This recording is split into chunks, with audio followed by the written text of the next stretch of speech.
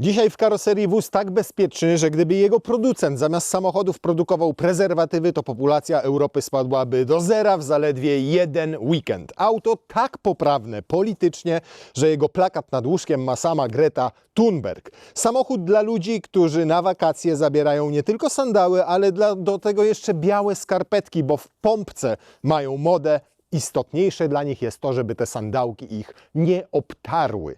I samochód dla tych, którzy jak wiozą z tyłu na kanapie dzieci i przywalą w autobus pełen innych dzieciaków, to tylko zależy im na tym, żeby ich dzieciakom nie wypadł tablecik z ręki. Przed Państwem XC90 z 2018 roku, które ma 160 000 kilometrów przebiegu i nadal kosztuje w okolicach 180 000 złotych.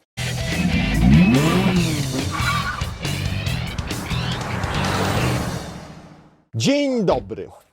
Nieprawdopodobne jest to, że ten samochód konstrukcyjnie ma lat 11-12 w tym roku. Ten egzemplarz wyprodukowany został w 2017, zarejestrowany w 2018, czyli lat ma 8 albo 9, zależy czy liczymy od roku produkcji czy od rejestracji, i nadal jest warte około 180 000 złotych, czyli mniej więcej połowę tego, co było warte, gdy było jako nowe. Druga niesamowita rzecz to jest stylistyka tego samochodu. Pomimo wieku, to naprawdę to auto ciągle dobrze wygląda. Zresztą ta generacja, którą mamy teraz na rynku od mniej więcej roku czy półtora, jest tylko liftingiem. Nie jest nową generacją. Delikatnie przemodelowano przód samochodu, troszkę zmieniono tylne lampy, więc można powiedzieć, że 12 czy 13-letnie auto, które praktycznie nie zostało zmienione. To jest taki trochę odgrzewany kotlet, który dobrze smakuje dalej, nie? Tak. Nie? To jest taka pierwsza myśl, jak powiedziałem. Ten zamrożony został, Zamrożony, wyciągnięty, ale dalej dobrze smakuje. wsadziłeś do mikrofalówki i mówisz, kurna, dobre mięso kupiłem Świeże. 3 lata temu. Świeże. Dobre mięso kupiłem 3 lata temu, nadal smakuje zarąbiście. Ale nie oznacza to, że samochód jest pozbawiony wad. A gdybyście chcieli na własne oczy zobaczyć, jak mało na wartości tracą XC90, jak są popularne, jakie są ich konfiguracje, z jakimi silnikami występują, to zapraszamy Was na findcar.pl, platformę, na której znajdziecie sprawdzone auta nowe i używane wyłącznie od autoryzowanych dealerów. Tam jest dużo XC90 z różnymi przebiegami, z różnych roczników, z różnymi jednostkami napędowymi. To, co je łączy, to zawsze stoją U kogo stoją? U dealerów. Co to takie różowane? Czy są nowe, czy są używane, to nie są to samochody z komisów, od Januszy. Jak ci nie przypasuje, to zabieram. A więc wchodźcie findcar.pl i tam sobie oglądajcie i Volviaki, i oczywiście inne marki i modele. I to nie są nasze samochody, podkreślamy. Ludziom to wmówiono. Do nas nie piszcie i nie dzwońcie, my ich nie sprzedajemy. My tylko agregujemy te oferty i tam sobie na findcar.pl sprawdzacie, co mają dealerzy w ofercie. Kapitał nie rośnie w skarpecie. 2.0. Oznaczenie D5, czyli silnik mocniejszy, stosowano w XC90 też D4, która miała 190 koni. Tutaj tych koni mamy 235. Tam była jedna turbosprężarka, to mamy dwie turbosprężarki i taki z tyłu moduł zarzucony. Różne są opinie na temat tego silnika. Jedni go chwalą za ekonomię, za całkiem niezłą dynamikę, że się nie psuje, ale są też tacy, którzy miewają tutaj problemy. Z czym problemy? Łukasz, jakby powiedzmy jeszcze jedną rzecz, że to jest trochę mały motorek jak do tej budy, nie? Więc trochę szkoda, że tu Volvo zastosowało tak po prostu małą No to jest małą ponad jednostkę. 2 tony No, i tylko 4 cylindry i 2 litry i to ciągną. 235 koni, także no jakby no nie robi, dupy Dupy nie nie urywa. Portki nie drą. Natomiast co do awaryjności tego silnika, no myślę, że jakby w pierwszym okresie kilometrów użytkowania tego samochodu, jak do 100 000, myślę, że mamy spokój. Nie liczę tutaj takiej pierdółki jednej, która dosyć często jest tutaj przypadkiem, a objawia się tym, że takiego żółwia nam wywala na desce i się zastanawiasz, o co chodzi z tym żółwiem. Auto wchodzi w tryb awaryjny. To ono tak jeździ, że cały czas tu żółw mógłby się świecić. Dosłownie. Natomiast tamten żółw się wtedy świeci na pomarańczowo i tak ci, wiesz, mryga. Chodzi to o to, że tutaj taka rura od turbosprężarki pęka i to jest po prostu częsty, bardzo częsty przypadek. I co bym chciał Was uczulić, to jest żebyście ta, nie kupowali rury w zamiennikach, bo te rury w zamiennikach wytrzymują 1000-2000 km, a jest, posłuchajcie, 1/3 tej ceny. To jest ta rurka, która odpowiada za wzrost ciśnienia w turbosprężarce, zanim Tak. ona się napędzi spalinami, po tak. to, żebyśmy mieli moment od samego dołu, żebyśmy nie mieli turbodziury. Tak zwanej turbo I dziury. jest to niewielki koszt, bo to 500-600 zł 500-600 raz na 100 złotych w tysięcy ASO. kilometrów. W ASO. Ten system nazywa się Power Pulse, który zastosowało Volvo. Na szczęście jest to pierdoła. Czasami może być oczywiście irytująca. Wiesz, no jak ci strzeli gdzieś w trasie, gdzie będziesz, a na przykład wiem, że ten model na przykład był w Grecji, znaczy ten konkretny egzemplarz, użytkownik pojechał nim sobie do Grecji, jeździł kilka razy do Włoch, no Polskę zjeździł wzdłuż i wszerz, także no wiesz, będziesz w Grecji i ci pyknie No ale taka jak mu rura. się to stało, to widzę, że niesamowicie musiał wkurwić, bo aż pogryzł ze to są bobry. złości. Pogryzł ze złości wygłuszenie maski. Ale to też jest częsty przypadek, o tym też żeśmy często rozmawiali. Słuchajcie, silnik się nagrzewa w okresie zimowym, jesienno-zimowym, wchodzą tu po prostu gryzonie pod maskę, gdzieś tam jak mieszkamy gdzieś blisko lasu, gdzieś jakiegoś osiedla, czy grasują po śmietnikach, więc po nażarciu się ze śmietnika muszą gdzieś odpocząć, więc się lecą do ciepłego silnika i podskubują tak chipsy później, nie?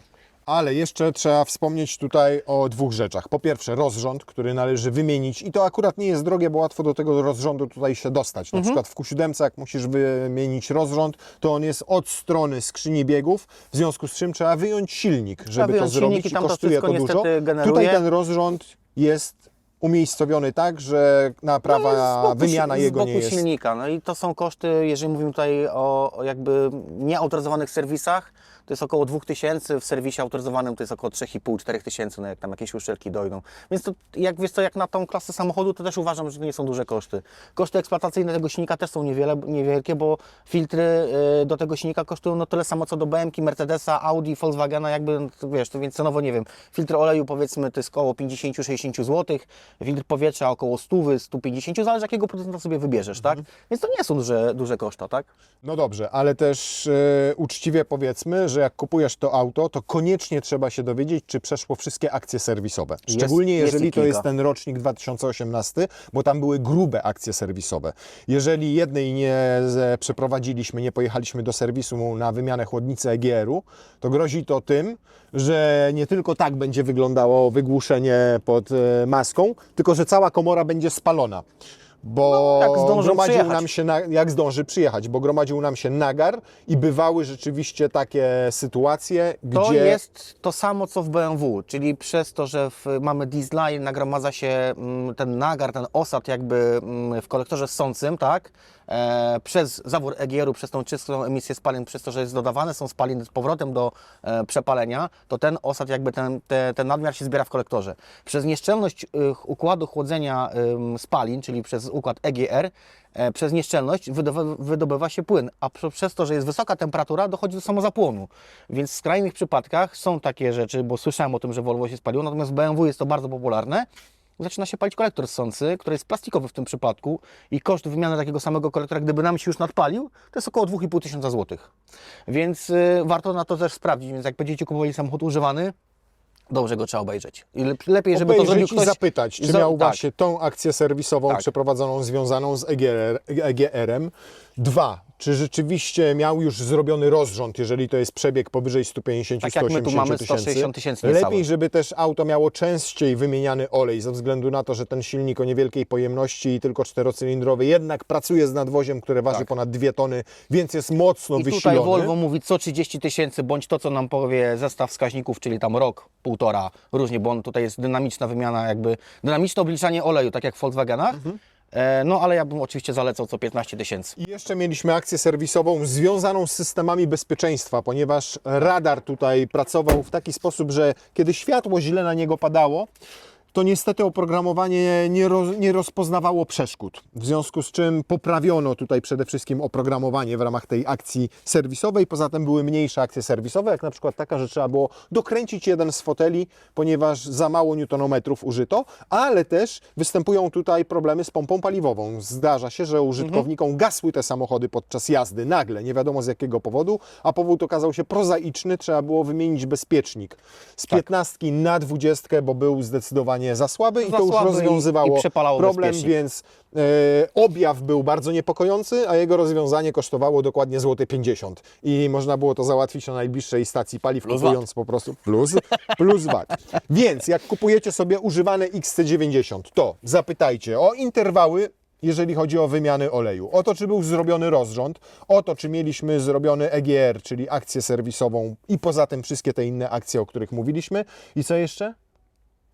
I jeszcze jest parę zagadek. Jest. Bo mamy pneumatykę w nie wszystkich XC90, ale jeżeli mamy pneumatykę i taki egzemplarz sobie znajdziemy i chcemy mieć go na pneumatyce, no to miechy, zależnie od tego oczywiście w jakich warunkach był samochód użytkowany, potrafią parcieć już po około 150-180 tysiącach. I wtedy boli. I wtedy boli. Łatwo rozpoznać jest ten objaw, bo rano wychodzisz, przychodzi się taki okazuje, Quasimodo że, na podjeździe jest, że Taki- stoi takie Volvo XC90 i nie wygląda najlepiej. To Mniej wtedy więcej wiecie, jak że wy to po kosztuje około całonocnej imprezie, 4000 to już zł i jest. tylko warto ten wydatek ponieść od razu, jak to się dzieje. Bo jak tego Tak. nie zrobimy, to się okazuje, że kompresor musi cały czas pracować. I on się jak przegrzewa, pracuje cały przepala. czas, to się przegrzewa, zaciera i wtedy naprawa jest jeszcze droższa, bo sam kompresor to około 2,5-3 tysięcy złotych Plus miecz, plus wymiana. robota, plus potem adaptację zawieszenia, bo trzeba wtedy wszystko mierzyć. Są specjalne procedury do tego wymiany. Także też zwykły pan Wam tego nie zrobi, tylko ktoś, kto wie, ma komputer, żeby zrobić diagnostykę tego zawieszenia, bo no musi się podnieść, obniżyć, zmierzyć centymetrami, trzeba wpisać czasami w komputer. Różne są procedury, więc nie zrobi Wam tego zwykły człowiek. I jeszcze 3 rzeczy nam zostały, jeżeli chodzi właśnie o taką eksploatację. Skrzynia Geartronic. Volvo mówi, nie wymieniamy oleju, my mówimy inaczej, my wymieniamy Jak olej. wszyscy. Co 60-70 tysięcy, bo po Tak. pierwsze, jeżeli tego nie zrobimy, to skrzynia może zacząć szarpać, a potem siada nam mechatronika, a oprócz tego jeszcze mamy tutaj Haldexa, o którego też trzeba zadbać. No, co 60 tysięcy dobrze wymienić olej i wypukać sitko, żeby pompy nie przytrzeć. Czyli jakby standard. Nie? Bo jak tego nie zrobimy, to nie będziemy mieli napędu na 4 koła, tylko przednionapędowe Volvo. I A nawet wtedy nie jeszcze mu będzie ciężej jechać. Dokładnie. Natomiast nie są to drogie zabiegi. Ani wymiana oleju w skrzyni biegów, ani wymiana No nie. oleju w Haldexie. No nie, bo jakby cały czas bym powiedział, że mamy do czynienia z samochodem klasy premium. Trochę, nie? No, No bo tam Volvo trochę. tak jest, no jakby... Szwedzkie premium to jest. Szwedzkie premium, no to koszty eksploatacji nie są tak duże jak w niektórych innych autach klasy premium, tak? Czyli nasi konkurenci jak BMW, Audi, X5, Audi Q7 czy Q7, Mercedes GLE. Tak. Natomiast problemem w większości Volviaków jest to, i na to skarżą się klienci, że te tarcze i klocki hamulcowe nie są tanie, to po pierwsze, a po drugie trzeba je często wymieniać, bo jak dużo jeździsz i dużo hamujesz, to niestety Ciężar. hamujesz ponad 2 tony. Ta Ciężar. tarcza nie jest zbyt duża, zacisk też nie jest zbyt duży, więc mają co robić też podobnie jak silnik, który też nie jest zbyt duży, czyli muszą nad tą masą mocno pracować, a jak Namęczyć mocno się. pracują Muszą i się się męczą, namęczyć, no to tak. szybciej się zużywają. Koszty nie są też jakieś mega drogie, no bo ten komplet klocków na przód to jest około 500-600 zł i tarcze około 800 zł. Też mówię, zależy jakiego producenta się wybierze. Natomiast też nie warto kupować bardzo naprawdę tanich zamienników, bo te tarcze po prostu wichują się po 500 km. Naprawdę, słuchajcie, ten samochód naprawdę dużo waży. Tak, dlatego oprócz tego, co powiedzieliśmy o silniku, to pytajcie też o to, czy był wymieniany olej w skrzyni biegów, czy był wymieniany olej w Haldexie i niech na to Wam papiery właściciel pokaże. Jak często były wymieniane tarcze i klocki hamulcowe. eksploatacja. Bo nawet wyobraźcie sobie sytuację, że kupujecie i właściciel Wam mówi 50 tysięcy kilometrów temu. No to jak 50 tysięcy kilometrów temu, to znaczy jest duże prawdopodobieństwo, że za chwilę będą się kwalifikowały do wymiany, a to oznacza, że 5 koła musimy dołożyć już Żeby do się samochodu. reasumując nie okazało tak, że kupujecie używany samochód I na wejściu musicie dołożyć musicie- 20-30 koła do... Kupiłem w promocji 125 tysięcy. No, Ale- tak, była okazja. ale 3 A dychy potem jeszcze tak, w serwis, nie? Hamulce 5. Nie, no przesadziłem te 3 dychy. No ale hamulce No nie. 5, olej Miechy. skrzyni, Miechy niech będą na rozrząd, przykład. boli dupa. Boli. Po rozrządzie mnie zawsze. Natomiast samo Wie po auto kebabie.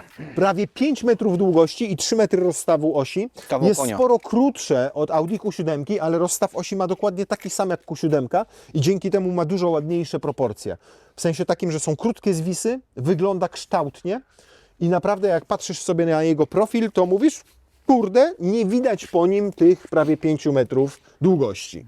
Bagażnik. To jest mocna strona Volvo XC90 i to właściciele Czekaj. chwalą. Trochę nisko się ta... No właśnie, a nie? ty widziałeś w ogóle, co się stało z siłownikami maski? No są do wymiany. No dobra, po 9 Jakieś latach po to nie 40 jest zł duży. za sztukę pewnie. To 50. przy wydatku 20 000 złotych na zrobienie samochodu, jak już go kupiłeś, to te Pikuś. 50 zł czy 100 za siłowniki nie robi ci wielkiej różnicy. Nie pieniądze. Natomiast jak ten trzeci rząd jest schowany w podłodze, to tutaj tylko do rolety jest podobno około 700 litrów pojemności.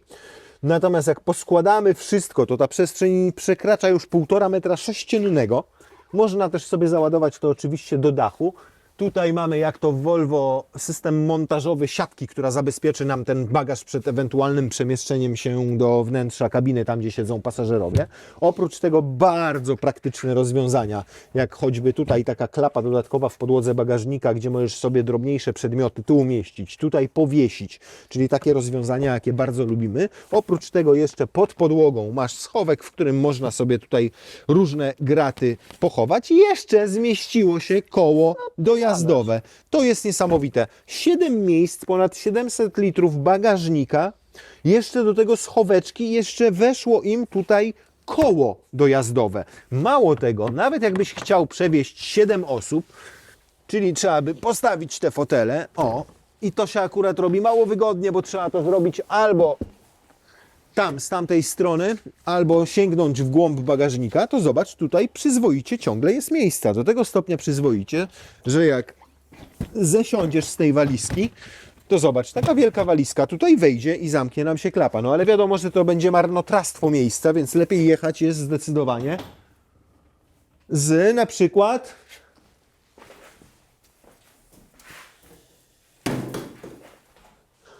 skrzynkami na przykład browaru i jedziecie sobie w 7 chłopa na przykład, nie? Na męski weekend, no to umówmy się, walizek nie potrzebujesz, prawda? Nie, bo w gaciach będziesz 4 dni.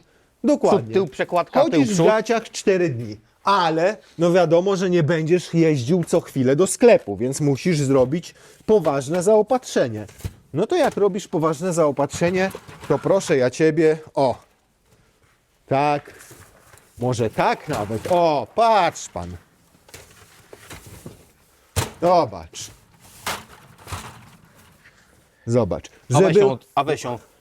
łatwiej, Ale żeby jeszcze było- tak Co? byś wstawił. Jeszcze tak wsadzę? Patrz. Jak będą pełne, to się nie wyleje. Panie, kochany, to teraz tak. Raz, dwa, 4 razy 7.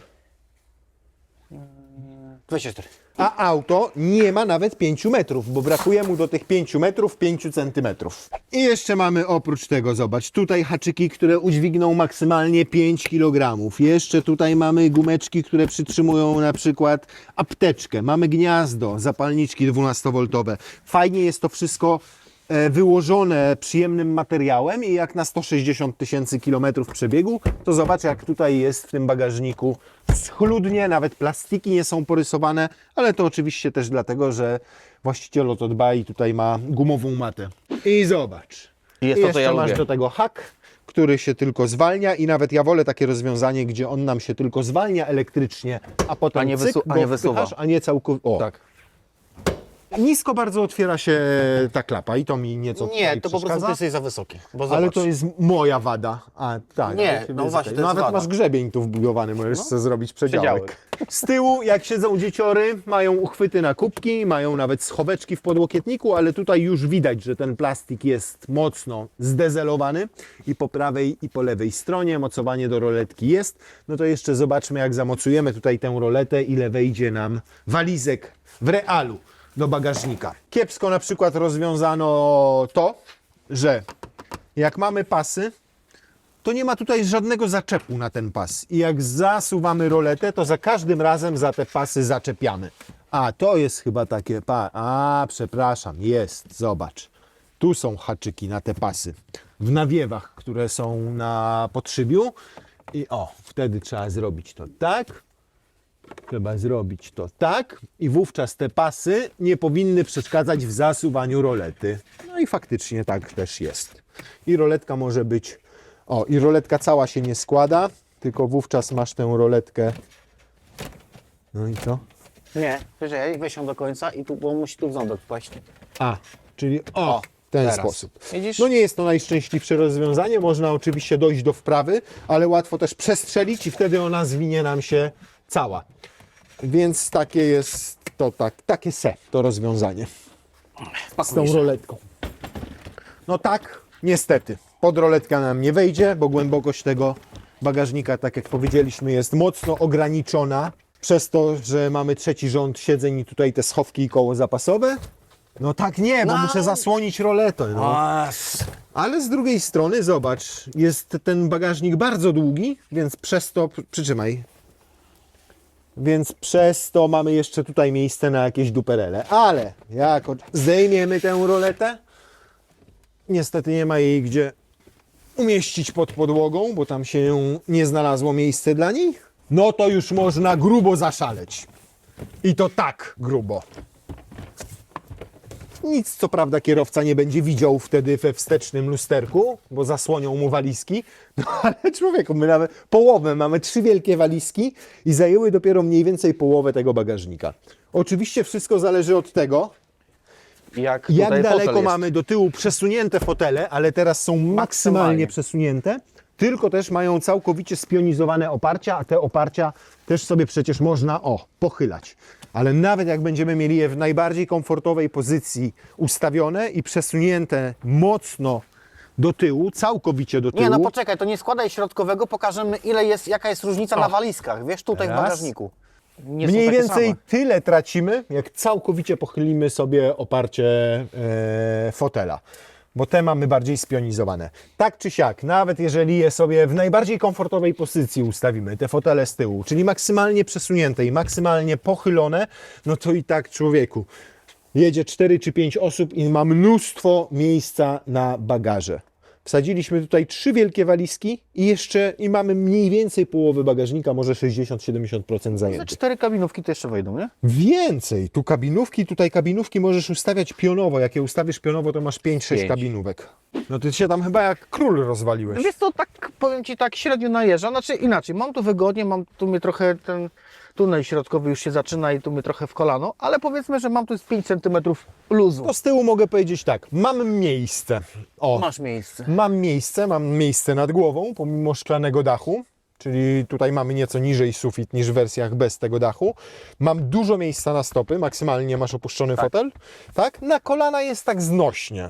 Tak bym powiedział. Nie jest to król przestronności, ale jak tutaj jadą takie osoby do 1,70 m, 80 m, to nie będą absolutnie narzekały. Wytrzymasz do Trogiru? No wytrzymałbym, nawet z tym wzrostem jadąc, oczywiście, że bym wytrzymał. A myślę, że dzieciak to w ogóle istotne jest to, że naprawdę mam wygodne oparcie, wysokie jest to oparcie, nawet mogę sobie głowę tam spokojnie oprzeć o podłokietnik. Wysoko dosyć siedzę, czyli nie mam pozycji takiej, jak czasami bywa w samochodach, tylko mam dosyć nisko te stopy i dobre mam tutaj podparcie na uda. Więc tutaj pod tym względem nie mam większych No uwag, ta kanapa szczerze nie jest mówiąc. taka, że wpadasz w nią, tylko jest bardziej Nie na jest, płasko. ale ma strasznie wyślizganą tapicerkę. Tak. Dupa mi tutaj jeździ jak na ślizgawce to i- polanej wodą. To i na fotelu kierowcy jak jechałem, to też się ślizgałem. Wiesz co, jest ta skóra mimo tego przebiegu jest tak wyślizgana, łącznie z kierownicą, ale Ale to może zaraz... ona jest po prostu Może być po prostu zatłuszczona brudna i trzeba dlatego. byłoby ją porządnie odtłuścić. Jakbyśmy ją odtłuścili, to byłoby trochę lepiej. Nie mamy tutaj w tej wersji, mamy ten poddupnik. Mamy. Jak tutaj wieziemy mniejszego dzieciaka, to oczywiście to jest fajne rozwiązanie, bo może sobie siedzieć nieco wyżej i co ciekawe, będzie siedział wyżej i naprawdę tutaj jest dosyć sporo miejsca, na przykład na stopy. Oczywiście nie dla mnie, tylko No, dla takie jakiegoś... rozmiar 30. Dla jakiegoś tam gówniarza, który ma 1,30 m, 1,40 m czy 1,20 m, to będzie naprawdę miejsce dosyć wygodne i spokojnie będzie mógł sobie siedzieć tutaj przez całą podróż i nie będzie jęczał, a już jak dostanie tablet, to na pewno jęczał nie będzie, ale jak dostanie tablet, to niestety nie będzie miał go gdzie ładować, bo nie mamy tutaj żadnych gniazdek USB czy USB-C. Z tyłu mamy tylko gniazdo zapalniczki, więc w nią trzeba będzie wpiąć ładowarkę. Albo Ale ze są- schowka pociągnąć kablem, bo jest tylko, ale O, jedno. Patrz. Widziałeś? Urwałeś? Nie, to jest takie sprytne rozwiązanie, żeby dzieci nie mogły sterować klimatyzacją. Bo one to zawsze jak A sterują to jest same akurat klimatyzacją, to potem mają anginę. To jest akurat dobre I rozwiązanie. to jest świetne rozwiązanie, bo wtedy nie mogą sterować klimatyzacją. Ustawiasz po prostu na To jest gębę i przemyślane. nic To nie nie jest ruszasz. tak, że to się zepsuło, tylko to jest patent Volvo, taki specjalny. I nie krzyczysz non stop, k***a, prosiłem Cię nie rusz. Dokładnie. Ogrzewane tylne zydle i nawet sterowanie trzecią strefą klimatyzacji. To trzecią i czwartą, bo tutaj niezależnie sobie ustawia pasażer prawy i pasażer lewy. estetycznie to wszystko wygląda pomimo upływu czasu. Tapicerka nie jest zniszczona przez dzieciory, jest tylko moim zdaniem brudna i zatłuszczona, a przez to jest bardzo wyślizgana. Podłokietnik jest, no on taki jest. Taki skromniutki, bym powiedział. Tu jest telewizor. Tak, sam będę oglądał, to by nie powiem, co oglądam. Ma takie dwa malutkie uchwyty na kubki, nie za duże. Wątpię, żeby tutaj duży kubek z McDonalda wszedł na przykład, ale mały z espresso wejdzie, więc jeżeli Wasze dzieci lubią espresso zamiast Coca-Coli, to śmiało mogą pić sobie w trasie. No i to nam się tutaj składa jeszcze, nie? Jak to nam się składa, no to mamy płaską podłogę i dużo przestrzeni na tyle, że spokojnie możemy sobie cyknąć na narty we 4 osoby i nie Albo musimy zagrać w wieść Warszawie. żadnej trudny, albo można to złożyć sobie dokładnie. Stoliczek mieć na przykład na co? Na jakieś, To przydałoby się tam takie dwa właśnie, tu uchwyty na ten. tu by się przydały Nie? uchwyty, tu I jakaś deseczka do krojenia. Deseczka. No, ale na przykład wiesz, jak chcesz zagrać w jakąś, nie wiem, planszówkę, O, tutaj czy chyba w karty podczas Tu jazdy, chyba to coś poszło nie tak. może się... Coś się naderwało. Myślę, że to ta sama kuna, co była najpierw Pod maską. pod maską i potem wpadła tutaj i to też opierdoli. I materiałowo naprawdę nadal jest to petarda. Już rzadko który producent trzyma taki poziom. Tutaj masz prawdziwe szwy, jest roletka w okienku, tutaj w naszej wersji jest Bowers. To drewienko, no nie moja kolorystyka, ale można było też mieć takie jaśniejsze, jakieś, nie wiem, z topoli na przykład, z olchy, a to jest takie dębowe bardziej. Natomiast tutaj wszystko to jest miękkie i przyjemne i nawet ten materiał, który jest na dole boczków drzwi, jest całkiem przyjemny, jest miejsce na 2 butelki, może nawet taka 1,5 litrowa wejdzie. No gdzieniegdzie widać te ślady używania, ale moim zdaniem to jest bardziej brud niż zniszczenie. Ale dotknij O, tego tu jest taki podłokietnika, przetarty, on też no. jest taki śliski. Nie wiem, czy to nie jest po prostu... Taka skóra? Taka skóra, wiesz? Nie, a moim zdaniem to jest po prostu tak Śliska zatłuszczone. skóra. Ale podłokietnik zatłuszczony. No stary, to jest po prostu dokładnie tak samo zatłuszczone jak ty. No, tutaj już widać, że nawet się odbarwiła nieco ta skóra, która jest na podłokietnikach, ale też widać, że jest brudna. Natomiast tak, nie ma żadnych spękań. Popatrz nawet na fotel tutaj kierowcy. No tak. No jest brudny po prostu, no. Tak to jest, jak się kupuje jasną tapicerkę w samochodzie, a potem się o nią nie dba. To trzeba byłoby po prostu wszystko doczyścić i wtedy byśmy zobaczyli. I tak uważam, że zobacz, tutaj najczęściej te fotele siadają w tym miejscu i widzisz, że to już jest mocno spękane, Bierzmy to pod uwagę, że sparciałe, to auto ma 2 razy tyle, zniszczone. co średnio nasze samochody, które wyglądają mocno zniszczone, te fotele, kiedy jest jasna tapicerka. Moim zdaniem to jest kwestia doszorowania, doczyszczenia tego Jak i naprawdę dbasz? będzie super. Tak masz. I tu jest 160 000 nalotu i samochód ma 8 lat. Jedyne, co jest Jeżdżony wytarte, to jest od jest 8 skóra na kierownicy, Tak. ale to tylko dlatego, że ona jest jasna I dlatego, że jest i dwukolorowa. dwukolorowa. I gdyby tutaj nie było tego rantu, tego wyżłobienia, czyli połączenia z 2 elementów tej skóry, to ona w tym miejscu by się tak zdecydowanie nie wytarła. Tak. To po prostu kwestia tego, że tutaj ta część jest na rancie i nam się tak przeciera, do tego jest jasna, no ale to można załatwić za 500, lakierując po prostu kierownicę sobie po raz... No, albo wizyta raz na jakiś czas u kosmetyczki, żeby ci dłonie wypomoksowało. Albo tak. No to drewienko takie troszkę jak meblościanka, nie? Ikea. Co? Ikea taka trochę, nie? No ale takie wnętrza są Ale wiesz, co mi się Volviaków. podoba, jak wsiedliśmy sobie do wozu, pierwsze co, grzana dupcia i grzana kierownica. Grzana kierownica to jest, powiem ci, Wersja Inscription, Petarda. najwyższa wówczas, bo masz i wentylowane też fotele z Tak. przodu, ogrzewane te z tyłu, masz Bowersa w tym wydaniu, no mamy pneumatykę, generalnie grubiej się już w salonie nie dało w tak. 2018 I propos tego roku. Bowersa, to I ci... jeszcze dostałeś w gratisie 3 wiadra plaku, żeby ci starczyło na najbliższych 20 lat i widzę, że naprawdę Tak. właściciel korzysta z tego plaka. korzysta, bo ja się ślizgam na tym Nadużywa fotelu, go. fotelu po prostu jak na lodowisku. No, ale zobacz, Nie? jak to wszystko pięknie błyszczy tutaj. No, Jak psu jaja na Wielkanoc. strasznie, strasznie. Propos tego Bowersa, to powiem, że gdybym miał wybierać, to Volvo w sensie, ale czy to XC90, czy inną, wziąłbym jednak z tym graniem, bo ona przepięknie gra. Tak, Bowers to jest klasa sama w sobie. Ale zobacz, te materiały. Auto mam 8-9 lat. Drewienko wygląda ciągle bardzo ładnie. Nigdzie nie jest nadszarpnięte zębem czasu, fajne usłojenie i sprawia wrażenie bardzo Nitka naturalnego. nigdzie nie wystaje, nie przetarta. To wszystko zachowało naprawdę dobry stan.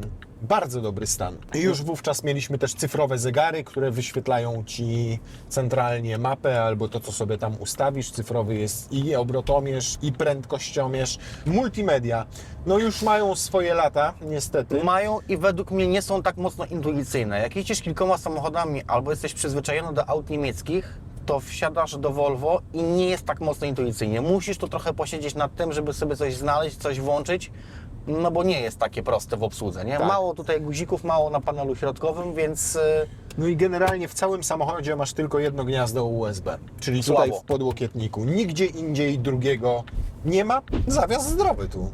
no, I zobacz, i nic się nie telepie, nic nie trzeszczy, nic nie a lata. mamy szyber. To O wszystko jest przyzwoicie zmontowane. Na pneumatyce on byłby zdecydowanie bardziej miękki. Wtedy na pneumatyce XC90 po prostu pływają. A tutaj przez to, że mamy klasyczną sprężynę, klasyczny amortyzator, no to on rzeczywiście sprawia wrażenie sztywniejszego. I to jest tak, pneumatyka daje Ci większy komfort z jednej strony, Tak. ale z drugiej, jak już Po- masz te 150-200 po tysięcy czasie przebiegu, to masz wydatki. Robi ci dziurę w portfelu, nie? Robi Ci dziurę w portfelu, więc pytanie, czy Tak. chcesz lepiej przejeżdżać przez dziury, wygodniej i bardziej komfortowo, czy wolisz mieć większą dziurę w portfelu? Wiesz, ja o tym też często mówiłem, że jak jeździsz po jakimś naprawdę błocie, nie wiem, kiedy masz, nie wiem, jakąś drogę dojazdową, bo stwierdziłeś, że wyprowadzisz się na przykład do Grodziska, ale nie masz ulicy asfaltowej, tylko musisz dojechać takim błotem, jak na przykład mamy tutaj i w lato jest, wiesz, co się dzieje, no to warto tego Kärchera użyć i umyć tego Kärchera. miecha, bo tam się zbiera wilgoć na tych wszystkich wężach doprowadzających, chyba że mamy system taki, gdzie pod maską wchodzą od góry te węże zasilające. To był częsty przypadek w Volkswagenie właśnie, że przy tych wężach one były z boku, przy miechu samym zbierały się brud, takie zlepione błoto i te zawory były miedziane, takie z miedziano z czymś tam, z jakąś domieszką. One, słuchaj, się utleniały przy połączeniu z miechem i powietrze schodziło. Także wtedy mówię, przychodziłeś do samochodu i miałeś takiego quasimodo na parkingu, nie? Ale tak szczerze, Piotrek, tak szczerze. Powiedziałbyś, że ten samochód ma 11-12 lat? Nie. W sensie konstrukcyjnie, mówię, stylistycznie. Nie, stylistycznie. A ten 8 powiem czy tam ci- 9? I powiem Ci to, co powiedziałem na wstępie, że ten samochód jest jak odgrzewany kotlet. Nadal dobrze smakuje ten samochód. Tylko On to mi się- dobry kotlet, Dobry odgrzewany. kotlet. On mi się mega podoba i tak jak Ci już wspomniałem, to jest trzecie nasze Volvo w używanych i nie wiem, czy ja albo się gdzieś uderzyłem, albo ja już się robię stary. Jedno i drugie, ja myślę. Jesteś Albo jest- stary, albo więc jest już tak. stawy nie domagają, kończenie nie domagają, przewróciłeś się, uderzyłeś i podobają się mi i się to jest Volvo. następstwo. Podobają mi się Volvo. I Mnie naprawdę, się zawsze podobały, bo ja zawsze lubiłem ten minimalizm, bo ten minimalizm powoduje, że te samochody tak szybko się nie starzeją. Spójrz nawet na Audi czy na BMW rocznik 2015. To jest jedna rzecz, którą nie wiem jak to określić, może Ty będziesz wiedział. Podjeżdżasz taką właśnie Q7 z 15 roku i pierwsze co myślisz sobie, jest, podjechał, cwaniura. Albo BMW X5, nie? Cwaniura. A podjeżdża Ci gość XC90, to jest takie Klasa. klasa, ma pieniądz. Nie, to tak bym Ale nie jest powiedział, że taki- ma pieniądze, w ale takim rzeczywiście, sensie jeżeli Jest facet z patrzymy... kulturą, z klasą, zawsze Ci się Volvo kojarzy raczej nie z cwaniactwem, No ale nie bez powodu, Tylko z kulturą, nie z bez takim- powodu uchodzi za samochód dla lekarzy. W tym szpitalu nie tolerujemy łapówek. tak. Słychać, że jest to diesel, ale przynajmniej wibracje tutaj są naprawdę zminimalizowane. Ale trzeba też powiedzieć, że tutaj Właśnie. poduszki silnika są bardzo wrażliwe. Właśnie. I może się zdarzyć, że wsiądziecie do Volviaka, który ma właśnie w okolicach 150-160 tysięcy albo więcej kilometrów przebiegu i będzie wpadał w drgawki ten samochód. I będzie to wyraźnie czuć, a to oznacza, że na wykończeniu są na poduszki wykończeniu są silnika, poduszki silnika. i one niestety tanie nie są. To jest też droga zabawa, bo wymiana tych poduszek to około 3. 3-4 Klocków. Tak, ale to też jedną rzecz chciałbym powiedzieć. Nie wiem, bo ja nie spojrzałem wprawdzie, czy są zamienniki, ale jeżeli są, to też Was uczulam na to, żebyście nie kupowali też tanich zamienników, jeżeli takie elementy są. Bo znowu będzie 5000 bo kilometrów znowu i będzie powtórka tak, z słuchajcie, rozrywki. czasami są zamienniki warte polecenia, bo jeżeli to jest producent, który bardzo często na pierwszy montaż dla danej marki, dla danej firmy, no to te części, uwaga, one niby nie przechodzą tych swoich testów i tak dalej, ale to jest to, co ja zawsze mówię, że no taka firma Bosch, TRW, ATE, ZAX i takie inne, no nie ma możliwości, żeby robiły gorszy produkt pod swoją marką sprzedawała niż ten, który dostarcza producentom na pierwszy producentowi. montaż. Wiadomo, że producent sobie go inaczej testuje. I to są firmy, które, jakby mówię, polecam, żeby stosować jako zamienniki, tak zwane zamienniki. Bo uwierzcie mi, że gdybyście wymieniali olej w skrzyni 8 HP i kupicie sobie zestaw ZTV, no to zestaw producenta niczym się nie różni prócz ceny od zestawu, który kupicie w BMW, Mercedesie, Audi czy innej marce. Czy Volvo? Czy Volvo. Volvo jeździmy dzisiaj, Piotruś, Volvo. Volvo. Tak, i teraz weź przytrzymaj tamten, o to, trzymaj. Jest, zresetowałeś, kurde, widzisz. Ale nie za ładnie gra to. Dlaczego nie za ładnie? Może źle jest ustawione, poustawione. Nie no. No musi być źle ustawione, bo powiem Ci, że bas to jest taki, jakby ktoś walił chochlą w garnek. O, już lepiej. No mówiłem, że to O. kwestia ustawienia.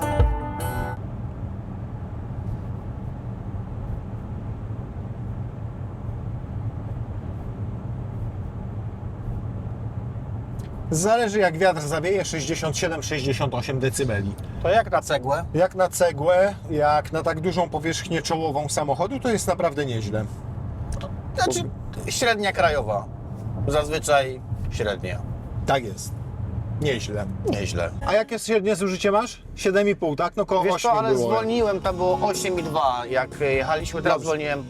Ja Więc przepraszam, ale muszę dojść tutaj do ładu z tym Bowersem, bo nie podoba mi się jak gra.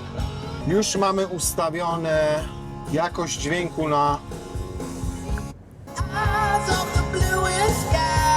Nie ma bas sprężystości właściwej tutaj. Coś tutaj się musiało przytkać. Szczególnie, że tutaj subwoofer jest powietrzny. On zasysa normalnie powietrze, co bardzo rzadko zdarza się dzisiaj w samochodach, z zewnątrz.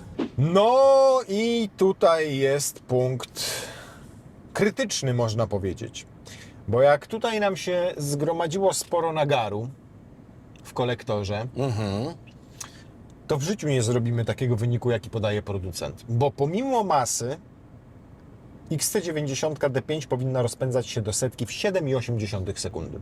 Uważam, że no, dokładnie tak, ale 480 N, okej, to jest możliwe. dobra, Co więcej, jak kupujesz samochód Volvo, jak kupujesz z tego rocznika, to jeszcze nie masz limitera prędkości, więc możesz pykać 220 na godzinę, Tak, bo a potem nie wprowadzili 180 na 180. godzinę. Dokładnie. Ale do 220 proszę Cię, nie rozpędzaj się. Spróbujmy zrobić tę setę. Tę setę spróbujmy zrobić dynamicznie, czyli szybko to zrób, proszę. Dynamic, wysokie osiągi. to O, już podbił obroty. no delikatnie. Dobra. Gotowy? Ja tak. Ło, prawie jak procedura startu, człowieku, men. Już 50 na godzinę. O, ale ładnie, płynnie zmienia biegi ta skrzynia. Ładnie, ale już troszkę... nie wiem, czy Dobra, już. zwróciłeś uwagę, ma tendencję na drugim biegu delikatnej wibracji. I pytanie, czy tam nie ma tych poduszek już wywalonych. Czułeś to? Pod silnikiem Tak. 9,30, 1,5 sekundy gorzej. Dobra, spróbujmy jeszcze raz. I spróbuj zaobserwować. To średnica zawracania No, niestety ale nie wiesz, jest... to jest... A czy to jest standard w tym segmencie? To jest duży ale na samochód, przykład do no. Q7 mogłeś sobie dobrać skrętną Tak, tylną tylną oś oś i już wtedy i było już trochę lepiej, zawracanie było dużo sprawniejsze. Ten promień skrętu tam z 1,5 metra mniejszy. Wiesz co, ma procedurę według mnie trochę startu, bo zobacz, ja trzymam nogę na pedale A on podnosi, hamulca tak, to ja wiem. i ja go, zobacz, napompuję do 3 Co prawie. jest ciekawe, nie odcina Nie, go. i patrz. No tak, ten pierwszy moment jest naprawdę super. Czułeś O, teraz? czułem. Poduszka pod silnikiem.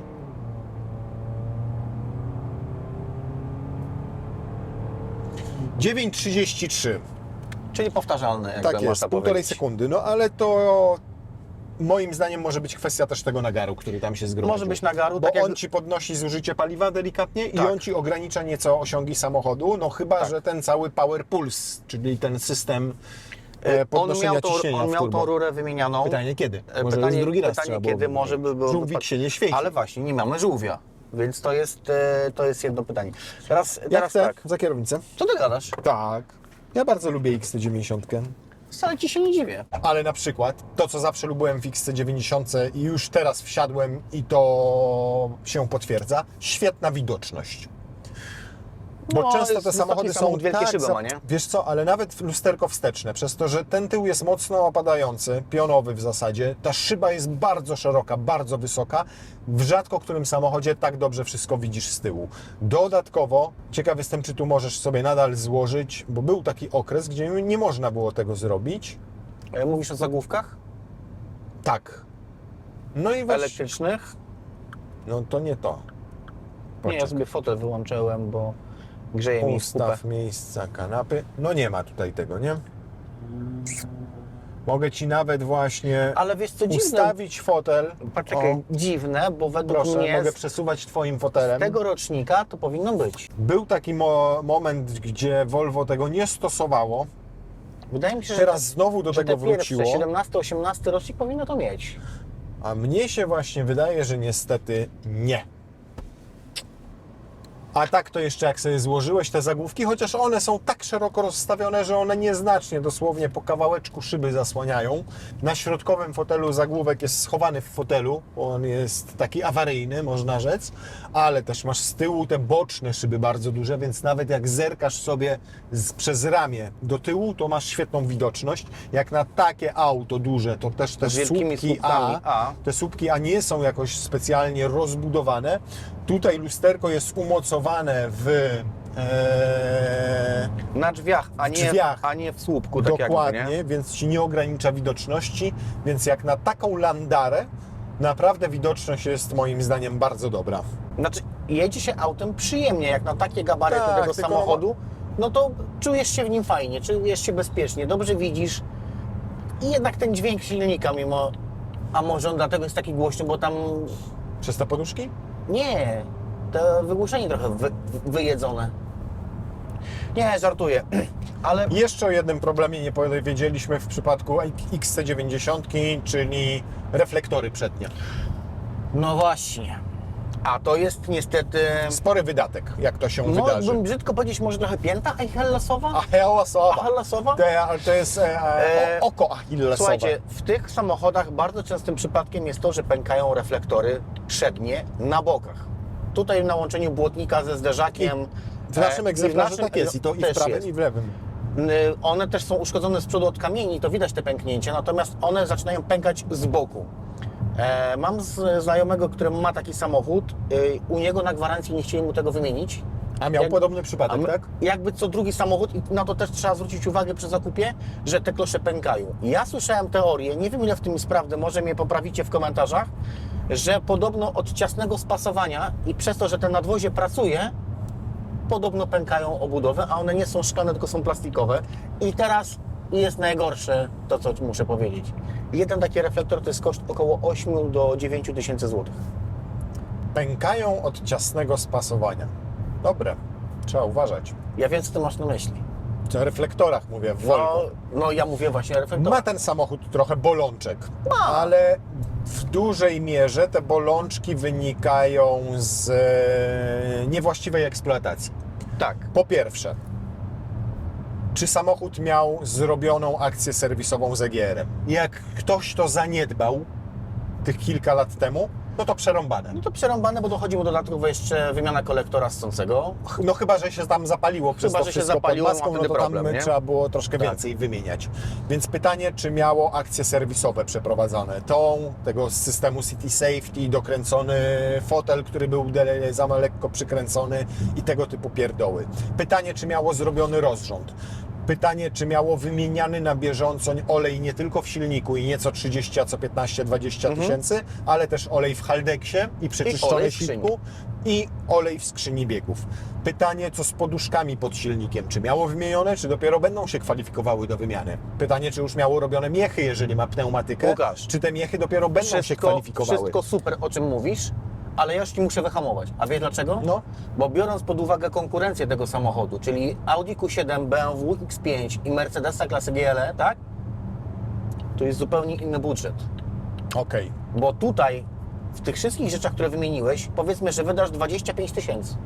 Ja mówię już tak z górką, powiedzmy, tak? Tak, no bo zrobisz miechy, bo zrobisz te poduszki pod silnikiem, poduszki, zrobisz rozrząd. oleje, filtry, klocki, tarcze.